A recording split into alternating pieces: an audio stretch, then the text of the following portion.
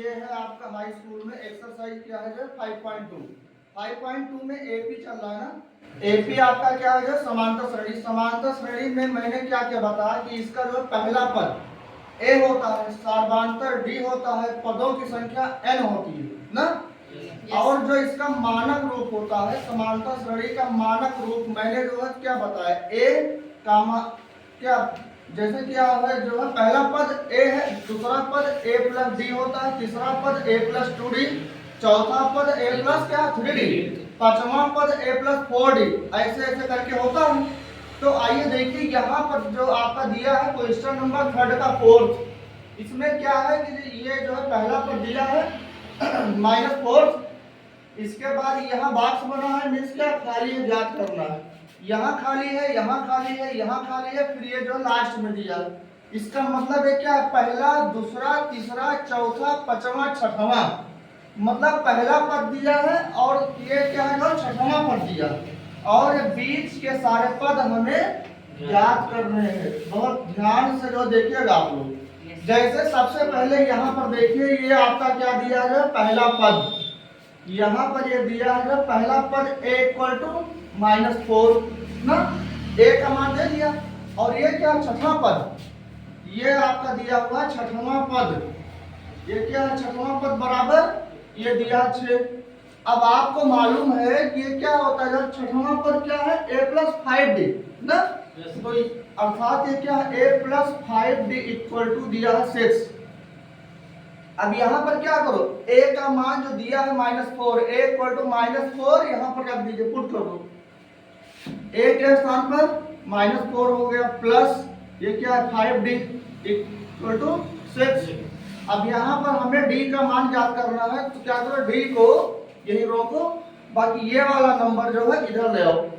तो फिर यहाँ पर क्या हो गया 5d इक्वल टू यहाँ दिया है 6 और ये -4 इधर आएगा तो ये हो गया +4। इसका मतलब ये 5d इक्वल टू 6 और 4 क्या होगा 10, तो यहाँ से होगा d इक्वल टू होगा 10/5, d इक्वल टू 10 को 5 से काटेंगे, 5 दूनी 10, d इक्वल टू 2। अब यहाँ देखो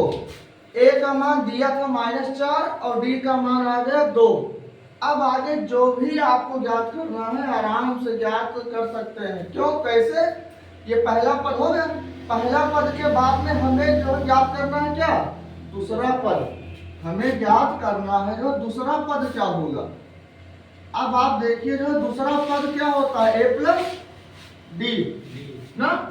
तो यहाँ पर देखो a प्लस डी अर्थात a का मान रख दो, a का मान है -4, फिर है प्लस d का मान क्या है